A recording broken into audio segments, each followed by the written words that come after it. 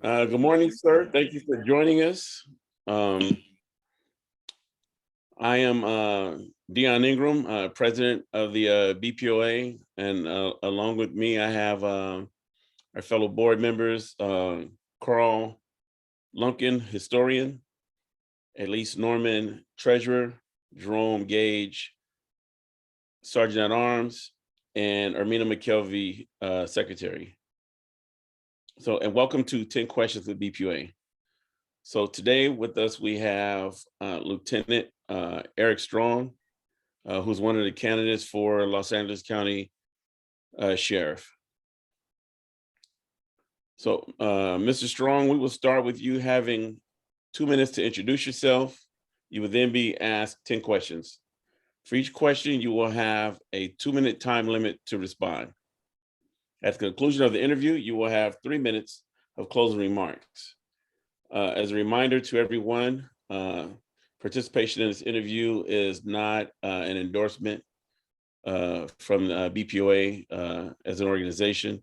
This is an attempt at the members learning a little bit about the candidacy and the candidate introducing themselves to the membership.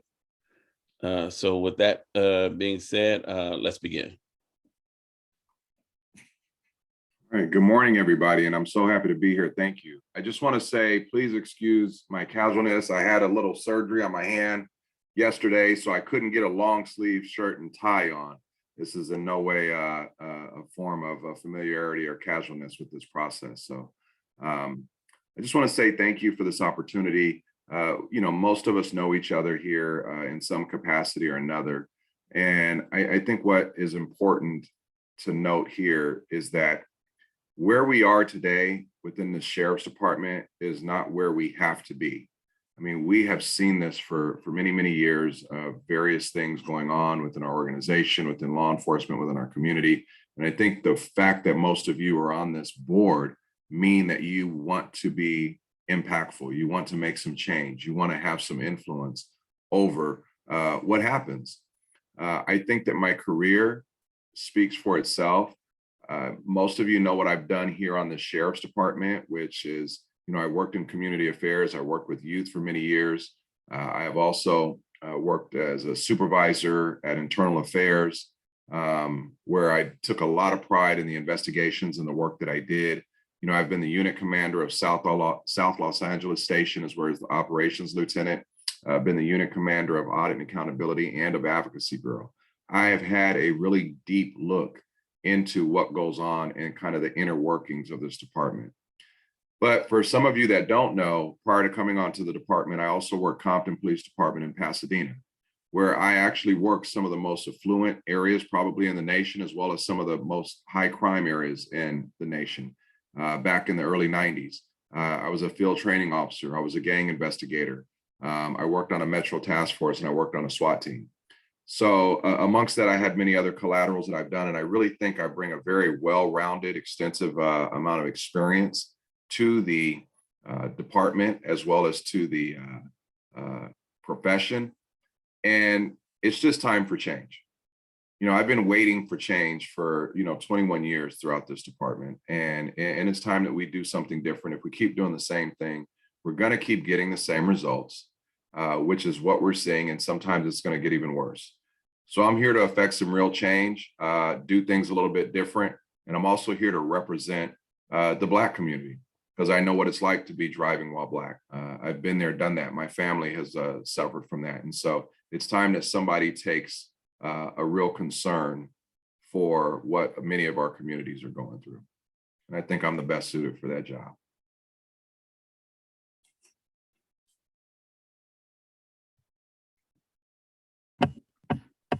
Good morning, sir. Who are you? Who are your 2 greatest influences and why? I think the first greatest influence is my dad for a number of reasons. He has shown me, excuse me, what it means to work hard and persevere through many challenges. I mean, he's 82 years old, 83 this year. So the things that he's experienced in life, going back to the 40s and 50s, are things that he brings to the table and teaches me about. Another reason is because as he's aged and as he's gotten older, he has been one of the most prolific people to say, Eric, don't do things like me. I mean, I think we learn two things from people. We learn what to do and what not to do. And for a man, especially of his generation, to come and tell me and give me guidance about the mistakes that he made, and not to just talk about successes, I think that's huge. I would like to think that the next most influential person in my life, and I mean, I know there's all kind of superstars and people out there and even politicians, but is my wife, Cedra.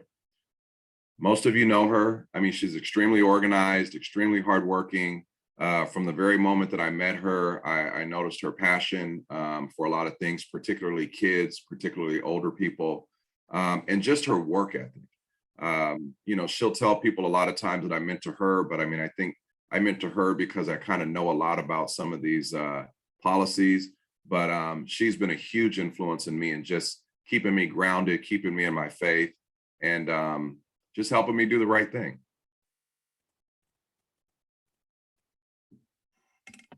Thank you, sir. Good morning, sir. Thank you for joining us. We appreciate Good your morning, ladies. participation. Thank you. If elected sheriff, what steps would you take to ensure the sheriff's department is actively involved in encouraging and fostering the recruitment and promotion of qualified African-American candidates within the department? Yeah, this is not going to work in 2 minutes because I have a lot. This is something that we've been struggling with for a long time. Over the years, we've been told, how do you get promoted, especially into the executive ranks? And the word that always came to my mind that I've heard over and over again was loyalty. You got to show loyalty, which basically means you got to get in a car. And you got to get in a car and you got to play the game, you got to play the role. Very rarely does it come about your tenure, your work ethic, your resume. It comes about where, yeah, if we can get you in these positions, we do. That's got to change. Our promotional process has to change. I've talked to some of these executives over the years, and what's been created, and even in decades past, and some people will say, hey, there was a time when we had a lot of Black executives, or a lot more. Well, we did, but I guess what? Again, it was based on that loyalty piece. So what's got to change is that we have to stop being our own competition. When I promoted to sergeant, when I promoted to lieutenant, I was told, Eric, you're not competing with the white candidates or the white people on the list. You're competing against the other male Blacks, and that was perpetuated by the Blacks in the department. And I remember asking, why are we not competing for the best people for the job? And so we've been put into this place where we're our own competition. And that has to change. We have to establish true, grievable, testable protocols, especially into those executive ranks. Recruitment is another thing. While at the Audit and Accountability Bureau as the unit commander, we did a hiring background audit. And I can tell you that once that was presented, it was put in a drawer. I think I actually still have a copy of it. It was very disturbing. Blacks are disqualified at a very high rate for very small, minor. I know that. I was there. I was the reviewer of that audit.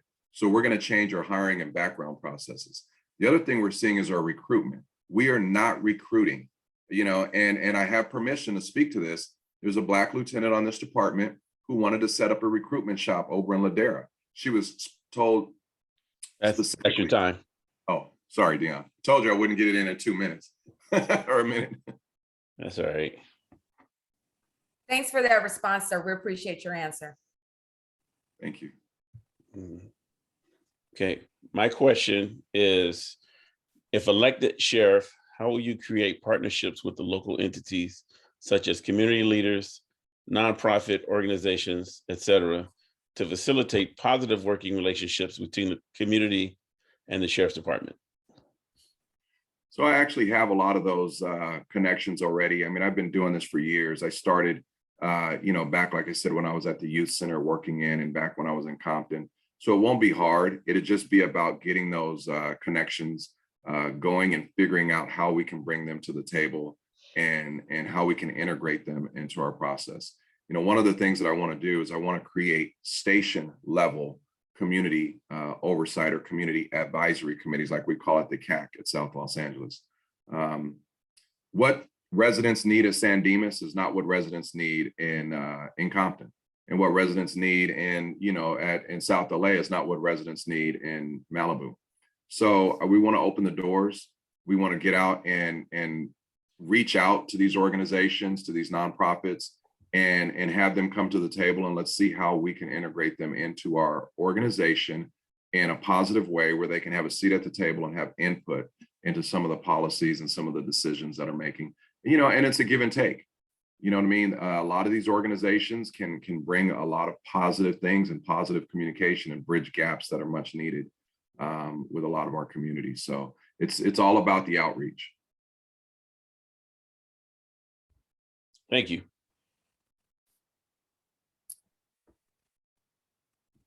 Sir, Good.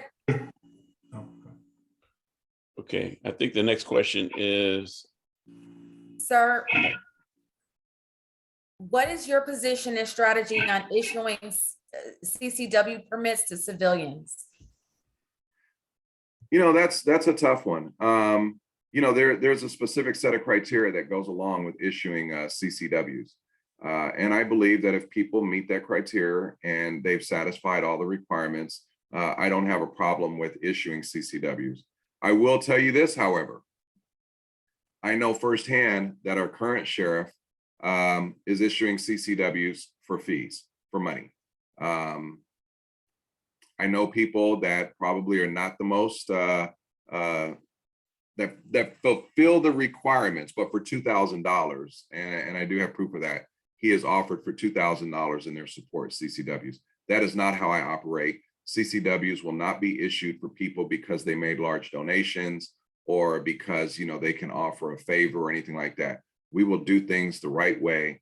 And that's the bottom line. I mean, if people come and there's a CCW process, and if they can fulfill those requirements, we'll take a look at it. We'll monitor it closely, but it will not be as a reward for some type of favor done.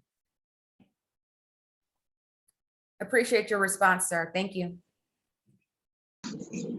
Hey, good morning, sir. Hey, what are your hobbies? Oh gosh, Jerome, I have a lot. I fish. I like to ride motorcycles. I ski, although I don't do that very much anymore. I like to read. What else? I go and do some volunteer work. I love sports, any kind of sports. I love to go watch games. And actually, before I got so old and broke down, I used to still participate quite often. But yeah, I'm one of those people that likes to try a lot of different things, and I love to travel.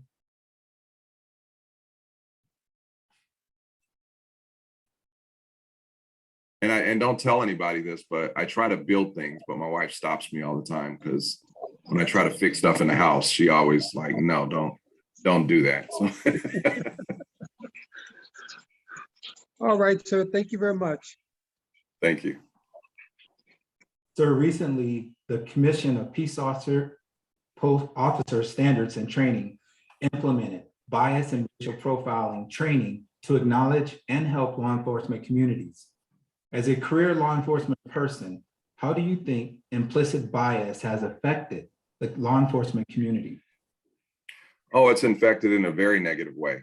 But it's also impacted by a lot of things such as the media and what we see in the news.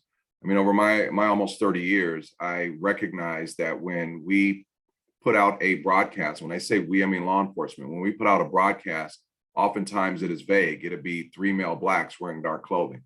However, if we put out a broadcast of a white person, obviously it's a lot more descriptive. It's a white male, 6'2" with a mustache. We've identified him already, and his name is John Doe.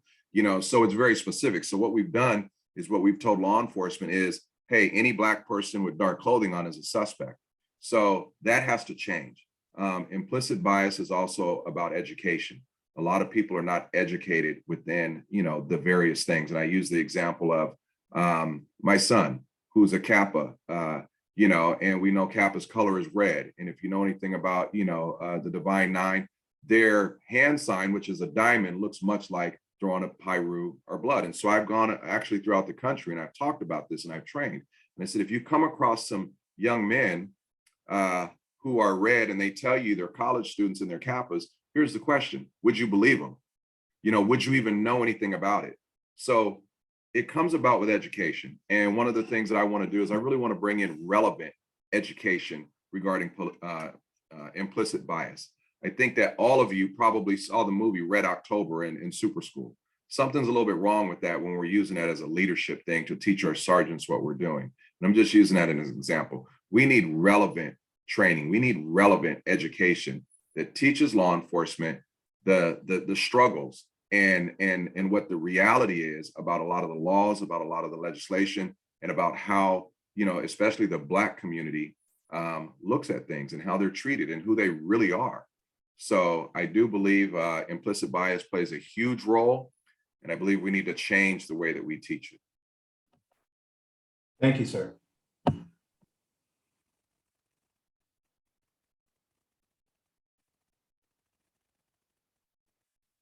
Good morning again, sir. What is the one thing about yourself that you wish you could change? Boy, that's a whole lot. Let's see.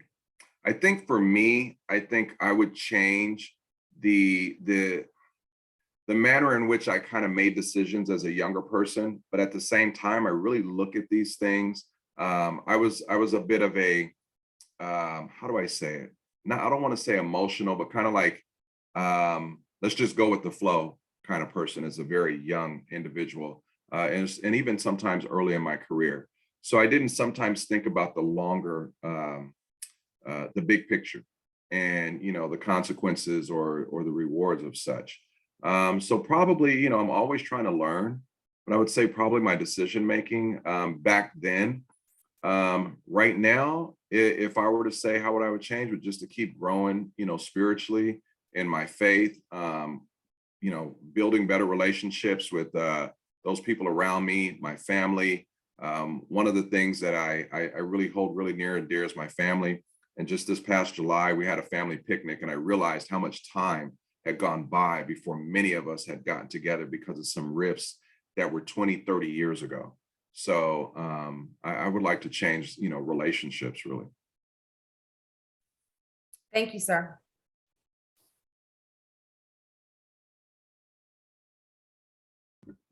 Okay. My question is, what do you believe is the biggest change the LA County Sheriff's Department needs to make? The biggest change we need to make is we need to look inside. We need to look within. We have a culture, we have a mindset here that needs to change. I don't think any one of us ever were raised and grow up to teach people to, or taught to be disrespectful, inconsiderate to others. Every last one of you, I would challenge you if you've not experienced this. Within our own department, we can walk by people in uniform and they will not even look at us. They will not even speak to us if they don't know who you are and if you didn't work a certain assignment.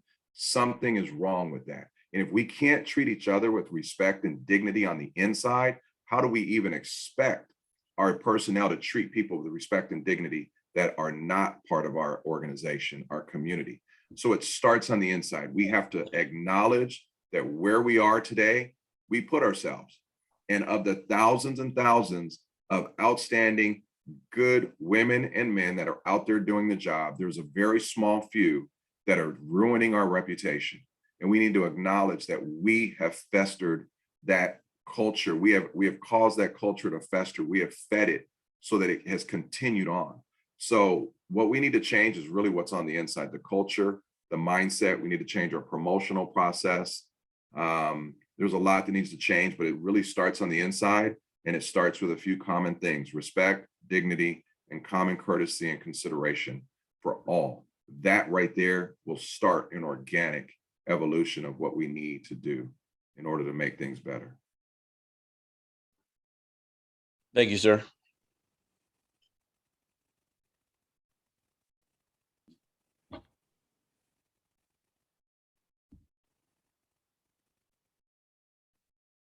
Okay. Biggest failure. Okay. No, go ahead, Elise. Sir, tell us about your biggest failure on the job and what you did to learn from that experience. I don't necessarily see things as failure, because it's just that, a learned experience. I'd have to say I've kind of been fairly successful, but if I would have had to say I had a failure,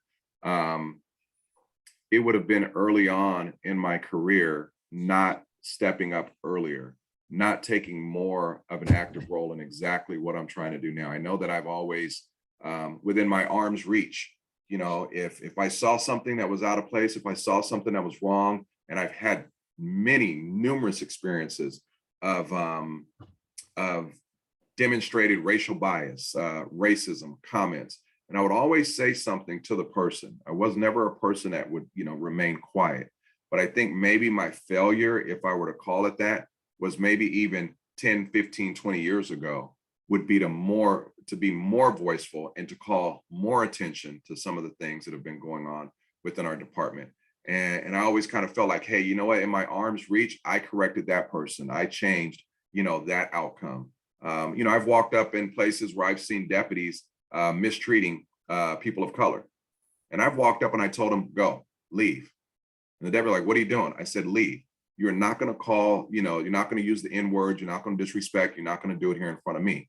And rather than just addressing it right there with those deputies, maybe I should have taken it a step further back then. So that's one thing that I wish I could have changed back then, and maybe brought more attention to some of the things that I've experienced. Thank you, sir. Hey, sir, how has your life's work prepared you for the position of Los Angeles County Sheriff? Can you repeat that one time, Jerome? I'm sorry, you cut off on the first part. How has your life's work prepared you for the position of Los Angeles County Sheriff? Again, one of the things I've done is I've tried to move around as much as I can. I'm the type of person where I try to spend about 2 or 3 years somewhere, and I try to move on to get new experience. Again, I had a lot of patrol, a lot of tactical, gang, investigator, FTO. I had a lot of the fun work when I was with Compton PD. When I came over here, I wanted to do things and have new experiences. At a small agency, you don't get to have, youth centers and community affairs and things like that. So that was important for me, because I always tried to volunteer and work with kids.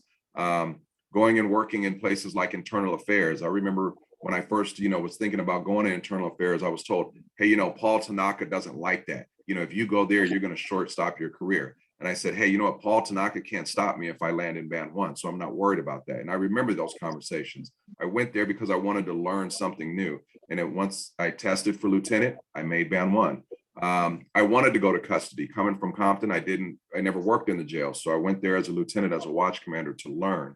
But more importantly, I think what really gives me a 360-degree perspective of what's needed is my personal experience. I'm sorry. I'm a Black man. I grew up here in LA County, and no matter, I'm messing with Dion, no matter how light or how good my hair is, I've experienced those things. I've been pulled over when I know I didn't do anything wrong. I've been put on the ground and roughed up by police. I've seen my family members suffer from addiction and be incarcerated. I have a cousin that was killed by law enforcement. I saw what it did to the family. So it's my life as well as my professional experience that gives me this 360-degree perspective of what's needed between law enforcement and our communities. Okay, thank you, sir. All right. Well, thank you, sir. You now have 3 minutes for closing remarks. I want to say thank you for the opportunity. I so appreciate speaking with everybody this morning. All I want to do, it's very simple. And I think what we need is starts with some simple fixes. And we all learned it at a very young age. Respect, dignity, and compassion is what is needed to do this job, well. And, you asked about, some of the experiences. I remember working Compton and going to a local eatery and seeing Southgate PD and Huntington Park PD and LAPD and ourselves and the sheriffs, and everybody would speak to each other and give each other, hello, how are you? How's it going? Busy night. Be safe out there. You look at the sheriffs and they barely give you that nod. And we always thought, well, they're just kind of arrogant. You know what I mean? That's honestly the thought. And I remember the very first time when I was absorbed into the sheriff's department, putting on tan and green, and walking into an elevator at Compton Court and seeing sheriff deputies in there. And I said, hello, how are you? And they looked at me and they did the same thing. And I was a bit of a smart aleck back then. I said, oh, you guys treat each other like crap. I feel a lot better now, because I always thought it was something. They're looking at me like, what are you talking about? We need to change what's going on inside this department. There's a culture here that I'm willing to bet that 99% of the people in this department, their parents did not teach them how to be this way, right? And I bet you they're not teaching their children that are growing up right now how to be that way. So it's something within this organization that when they get here, it changes. We need to change what's on the inside. I'm passionate about this. I know that we can do better. I know that where we are, we don't have to be. I remember doing the investigation into the Quiet Cannon case, and we had deputies that assaulted, basically did a gangster stomp on other deputies just because they didn't work the same floor. And that came out in the investigation. It was a lead investigation on it. We've had other incidents like this. We have people that are coming out and saying, hey, there's something wrong in this organization. And guess what? They're the ones that are being ostracized. So what we need to do is we need to make some changes. I have a passion, I have a heart for it. When you look at my background, when you look at my PRMS, you'll see that it's clean. And it's not clean because I'm some goody two shoes. It's clean because I paid attention to what I was doing. I tried to do it right each and every time. And I took my reputation seriously. I treat people with respect. I treat people with kindness. I try to help whenever I can. And I think these are the things that we need to really bring to fruition. The other thing is, I want this organization right here, BPOA. I want them to have some teeth. I want them to be an organization that can come to the sheriff and say, we're having a problem with this. We're seeing these issues. And I will sit down with you and I will say, you bring it to my attention, I will address it. I thank all of you for everything that you're doing. I've been part of this organization for a lot of years, and sometimes on the sidelines, sometimes in the middle of it, but I truly appreciate it. And I look forward to continuing these conversations, into the future.